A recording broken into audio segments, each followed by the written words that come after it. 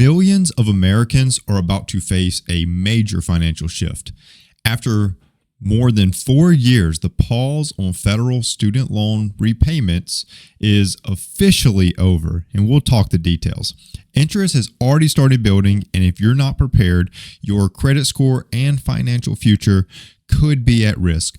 Whether you are struggling to make payments or just need to know what happens next, today we are breaking down everything you need to know about the return of student loan repayments in 2024.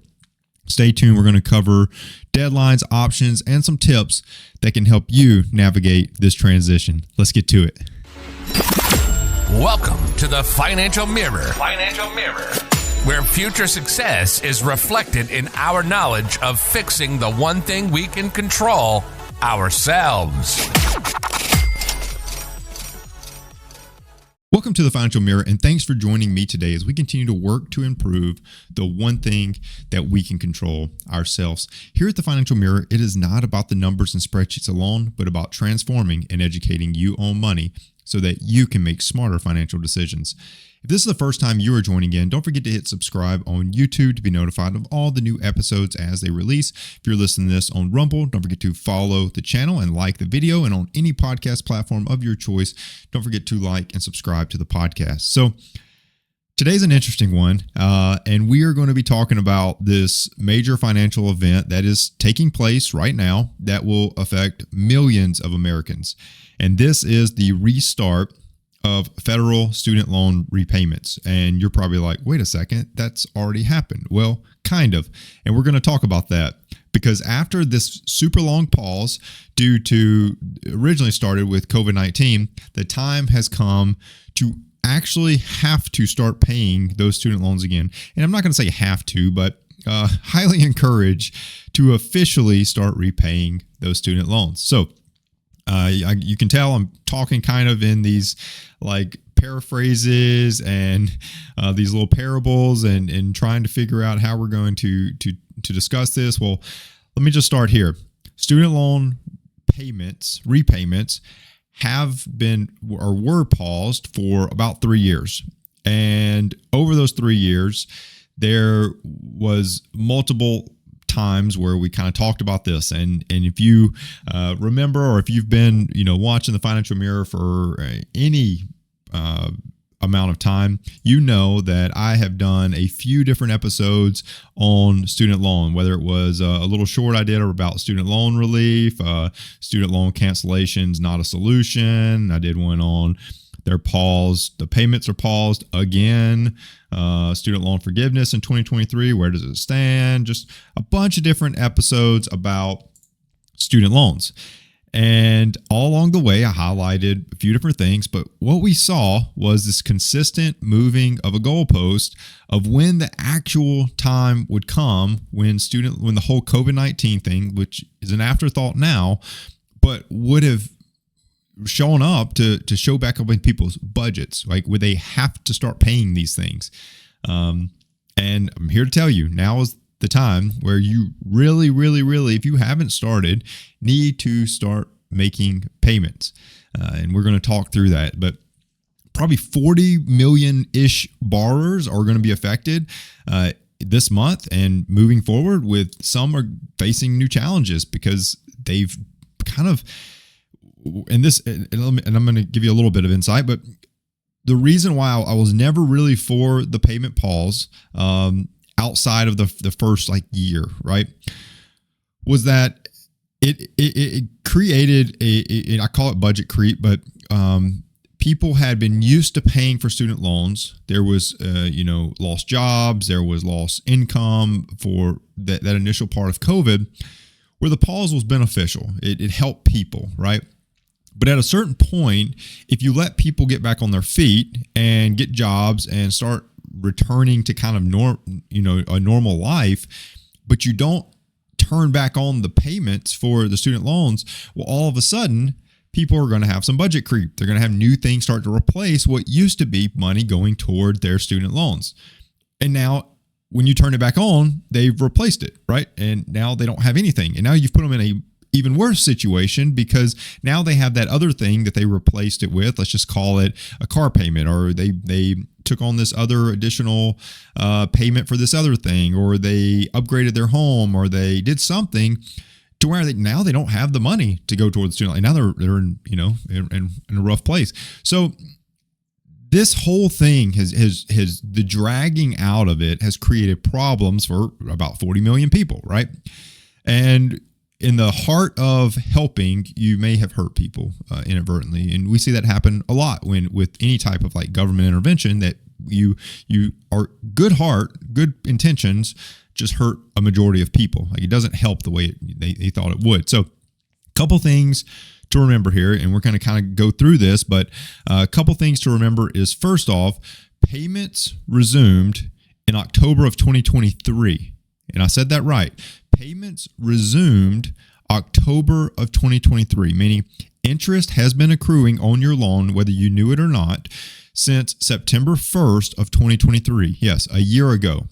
Over a year ago is when payments started becoming due and interest started to accrue. So if you have not looked at your student loan payments in over a year, you will walk into a higher balance than it was a year ago. Sorry if that's a wake-up call, but that is where we're at with this. So let's kind of get into the details of why the payment pauses started and kind of like what's kind of transposed over the years. And I'm going to take all the episodes that I've kind of done and roll it into one in one quick little segment here, just to talk through this, because if we don't look back at why this all happened and where we kind of got to where we're at now, you don't really understand like why things are looking the way they are. So very quickly, I'm going to run through this, but the pause was initially set up by President Trump back in like 2020, right? He's put out this, and this is from the White House, memorandum on continued student loan payment relief. And this was back in August. He did it in March of 2020, if I'm not mistaken. And then this was kind of the extension of that. But so March 2020 took action to provide relief for COVID-19 by suspending loan payments. That all happened, and it was helpful, right? It was helpful. It got people through kind of a tough time. Now, let's fast forward. Then we saw in 2021, this was President Biden saying, hey, we're going to extend the pause on student loans for additional 90 days. So now 2021, you can see we're kind of just going through these little extensions. Like at that point, we were just diving through, like every few months we would see another extension. And that's why I had that episode. It said student loan repayment extended again, or pause extended again, right? It was happening over and over and over. It felt like every time I turned around, it was just, hey, we're extending it again. Hey, we're extending it again. Like I was working with clients and I'm like, I don't know what to tell you, because every time it's coming up, it seems like we're just extending. Well, that happened. That was all of 2021. Now, 2022, we shifted and we talked about student loan forgiveness. It was midterm time. All we talked about was that we were going to, and all this is from the White House. These are all White House articles. Happy to share these. But this was where we were talking about how we're going to forgive student loans. And this was a huge push. Some would say it's because of the midterms, right? That you could promise something that you can't actually deliver on. But that was the conversation. We forgot about student loan forgiveness and we switched to student loan payment pauses, and we switched to student loan forgiveness. And we were talking just about people getting their student loans forgiven. And some did, right? There were very, very specific use cases where people did get their student loans forgiven. However, for the vast majority that actually went out and applied for this, it did not happen. And we'll talk about that, but it's still not going to happen as of right now, right? Like it's not anywhere close to happening. So that was 2022. Then we got to 2023. Now, this is where the rubber hits the road. New actions provide debt relief and support for student loan borrowers. Now, this is where President Joe Biden went out and said, hey, on September the 30th, September the 1st, really, of 2023, you will start to accrue interest on your loan. On October the 23rd, you will have your first payment due, or 2023, October the 1st, 2023. you will have your first payment due. Now what happened? Well, we're going to give you a 12-month on-ramp to repayment. That's going to run until September the 30th, 2024, right? So what that allowed is this second sentence right here, or the extended part of the sentence saying, during this period, this 12-month on-ramp, we are not going to consider any non-payment delinquent, able to be reported to credit bureaus, placed in default. Pretty much any bad thing that can happen from a loan not being paid for is gone. So let's just be honest. Many people did not start making payments. They accrued interest, but they didn't start making payments. And that's why I called this episode that you officially now have to start remaking payments, because look at that. We're at the end of the on-ramp. The on-ramp is done. It's complete. Now, kind of goes back to where I was just at, or what I was just talking about. Many people went through this extension period, this on-ramp period, and they, over the past few years, up until the 2023 timeframe, had not been paying and had not been accruing interest. Then, come 2023, September, it started accruing interest, but many did not start paying because they didn't have to. It wasn't a requirement. I hate to be the bearer of bad news, but most people, if they don't have to make a payment, they're not going to make a payment.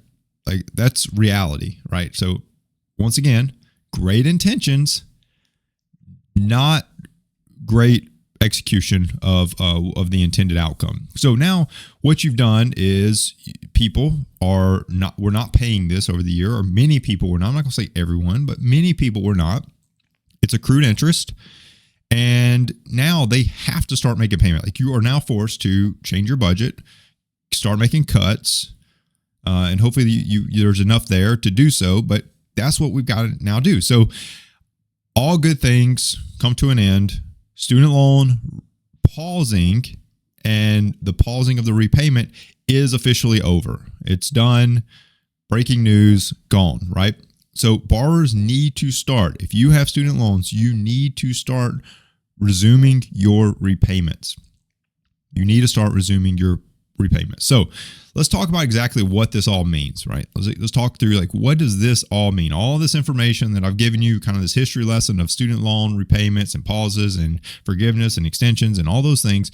What does this all mean? Well, at this point, the on-ramp where penalties were prevented for missed payments or late payments or anything of that nature, that ended a few days back, about a week ago, right? September the 30th, 2024, that ended. This means if you miss payments starting now, your credit, it won't technically be affected until about 90 days late, but you will start to see impacts on your credit score. You will start to see impacts on loans going into default. You will start to see impact on all of these things. Interest is still accruing. It has been for over a year.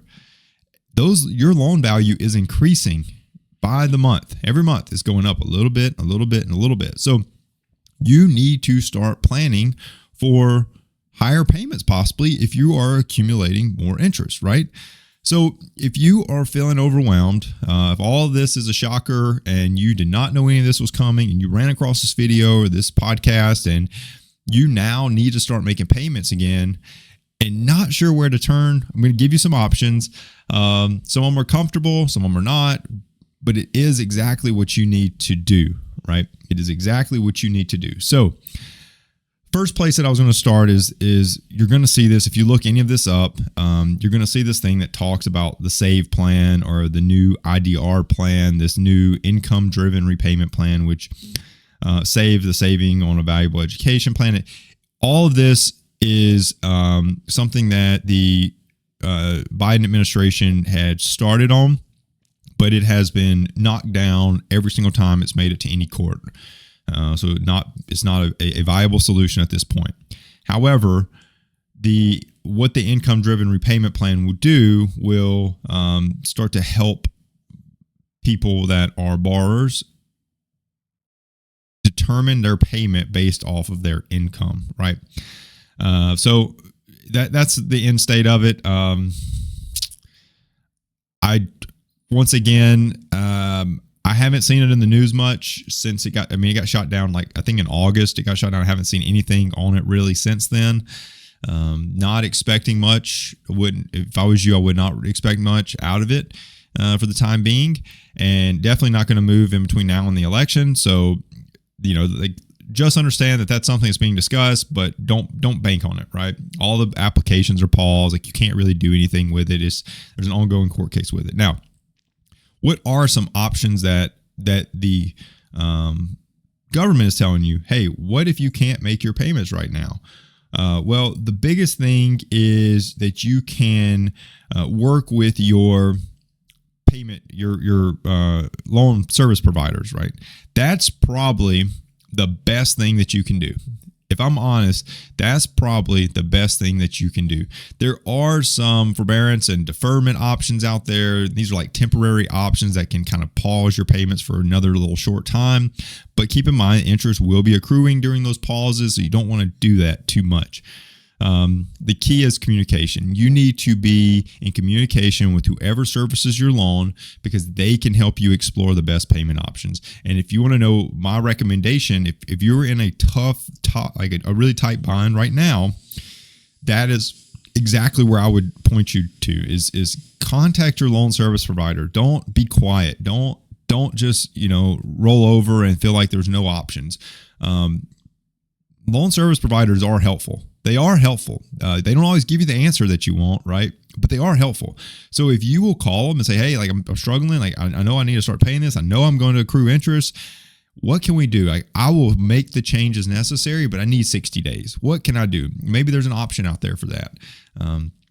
But you need to make sure that you are making steps in that direction. You need to start making steps in that direction. So you can see the on-ramp period is done. All that's over. Everything is complete, right? So I'm going to put all the article links in there so you can just take a look at it if you're interested or not. But here's what I'm going to tell you, and this is what I would truthfully say for anyone that's in this situation, anyone that has a student loan that is due now, or has been due for over a year, but is now like crunch time. Like, you don't have an option. Like, you have to start paying it. Not need to. You have to start paying it. There's two things that I would tell you. First is my stance on debt. In general, my stance on debt is anytime debt is forgiven, there is no pain felt with that debt. Meaning, if student loan forgiveness was ever a thing, and I talk about this in my video, but if student loan forgiveness was ever a thing, those people that were forgiven loans, and not all of them, but for many, if it was that easy that you just wipe debt clean, you would see people revert to another type of debt, whether it be credit card debt, whether it be, auto, go buy a new car, pick up that debt. You've got to feel the pain of getting out of debt to never want to go through that pain again, right? Like, you do. You have to. And it's unfortunate, but you have to feel it to never want to go through it again. If you don't feel it, you would just replace it with something else because it was easy. It was an easy transition. Life went on. So the first thing I would do is say, own it. Own your debt. That is your student loan debt. Whether you got a degree that you're not using and you picked up all the debt for, that was a personal choice. Don't hold everybody else accountable for your personal choice. Own it. Own your debt. If you're making a killing, but if you're a doctor and it took you $400,000 to become a doctor, own it. You got a great job, right? You've got a phenomenal job. You help patients. You provide the best care. Own it. Own that debt, right? Because you're probably asking your patients to make changes in their life, right? Just so that they can improve their health, or whatever the case is. You've got those same decisions in your life. They're just financial in this sense, right? But own that, own it, and start to make the changes necessary. And that's number two, is start making the cuts. Stop living the life you are right now and start making the necessary changes to afford the debt that you currently have. The second that you do that, you will start making huge strides in the direction that you want to go. And that's to be debt free. That's student loan debt. That's home loan. That's auto loan, that's all credit card debt, all those things. You can start to make strides in the direction to get rid of that, right? That is what you need to do. Two things: own the debt and start making the necessary changes to get rid of it. So there's a lot of consequences that come with not paying, though, right? Like your credit score will be impacted. Like it will. And that sits around for a few years. It doesn't just, even one missed payment can affect that. Now, whether you care about your credit score or not, I tell people all the time, it's not something you should worry about, but it is a reflection of good financial habits. Like I don't care if you care about credit or not. Most people end up with a credit score in some capacity. But if you have one and it's bad, you have proven that you have at one point in your life did not have strong financial habits. People with good financial habits that run across getting a credit score, because it's not a mandate, like you don't have to have a credit score, but people that end up getting one for whatever reason and have good financial habits, they just have good credit scores. Like it's not something you have to strive for. It's not something you have to pay someone to, you don't have to call the Dr. Credit Score people to fix you up. Like it is just like calling someone to try to fix your credit score is like weight loss pills. Like it doesn't really exist. There's some little nuanced things that can happen that can help. But good financial habits improve credit scores. Like that is like the golden rule. That is the magical pill. Have good financial habits and you will have a good credit score if you use credit for whatever reason, whether credit card or you have a loan or whatever the case is. Anything where people report to a credit bureau, you will have a good credit score with good credit habits. So that's the first thing. The second thing is if you don't start paying, the government can withhold federal payments, whether that be tax refunds, whether that can be Social Security, all of those things, they will get their money. They will get their money. So just start paying it. The most important thing I can tell you is minimum payments is kind of your key. Right now, if you can just get to the point where you're paying the minimum amount, this will prevent you from defaulting. This will help build those financial habits. This will prevent all the bad things from not paying from happening. So at least do that at a minimum and start to prove steps in the direction. So you can see ignoring your loans is not going to be the way to go. Just take a look at what you can do now, make the minimum payments, own it, and you will be fine. You will be fine. So there's a lot going on, but I'm telling you, do what you can now to stay ahead of it. Don't wait for the magical government to come in and try to save you. Don't do that. Don't worry about if student loans will be forgiven or not.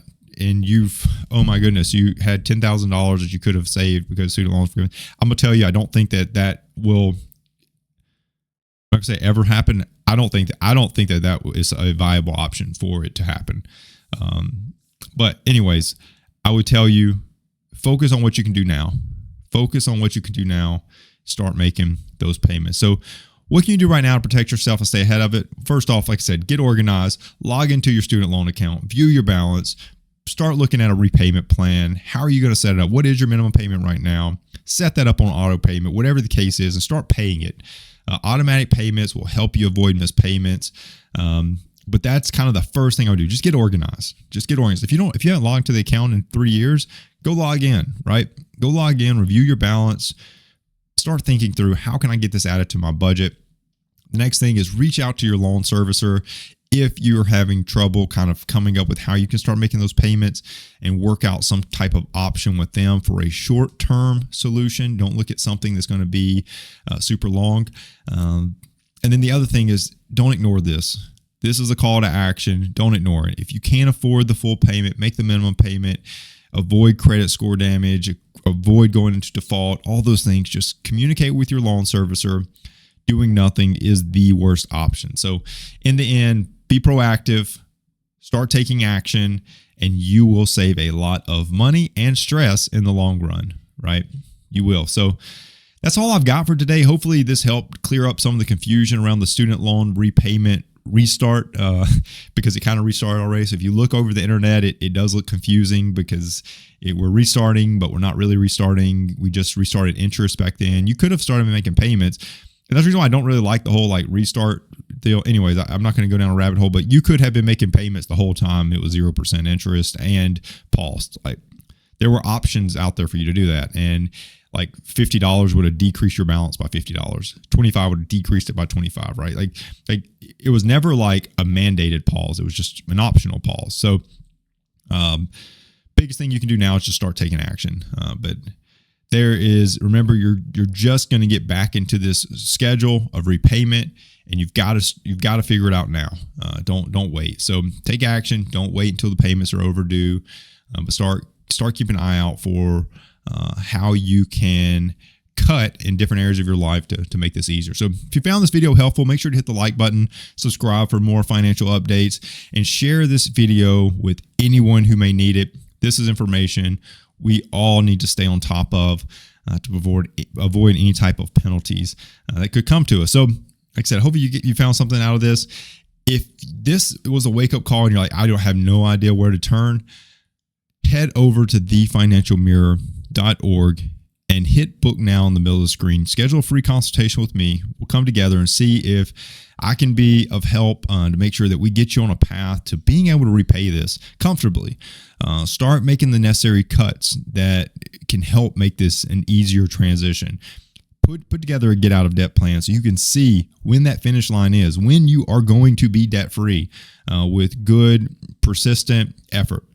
You will reach it. We'll put the plan together. You'll know exactly what you need to do each month. Just another way to make sure that you're putting together a structured plan to get out of debt and build your financial future. In addition, if you do want to give an extra dose of support to the stream, there's no better way than picking up some awesome Financial Mirror merch. You can pick that up at thefinancialmirror.org/shop. There's all kinds of items out there. It just helps with supporting the stream, getting the information out there. Plus, you get some pretty awesome gear with a pretty amazing logo on it. So go pick you up some if you haven't already. I truly appreciate everyone tuning in. Like I said, don't forget to subscribe, like, comment, and share this episode. And make sure that everything that we talked about today, that you don't wait. These things are due. They are due. So take action today. Till next week, continue improving the one thing you can control, yourself. Peace.